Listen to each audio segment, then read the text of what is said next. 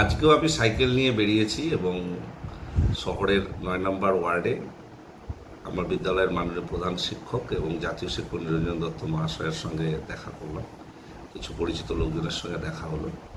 আসলে এই জনসংযোগটা চালিয়ে যাওয়ার ইচ্ছে রয়েছে এবং সেই জন্যেই আজকে সকালে বেরোনো। আমি সপ্তাহে প্রতিদিনই বেরোবো, এ ধরনের পরিকল্পনা রয়েছে। আসলে মানুষের সঙ্গে নিবিড় যোগাযোগের এটা একটা বড় মাধ্যম এবং নেত্রীও সেই কথাই বলেছেন। সেটাকে মাথায় রেখে এটা চলতে থাকবে। চলার পথে এই কর্মসূচি জারি রাখব এবং আমরা প্রত্যাশা করি আমাদের দলের বহু নেতৃত্ব বিভিন্নভাবে জনসংযোগ করছে, আমরাও করছি।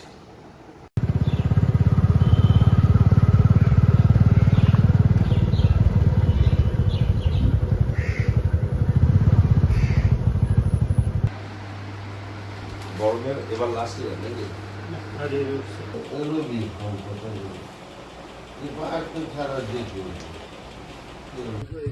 হ্যাঁ,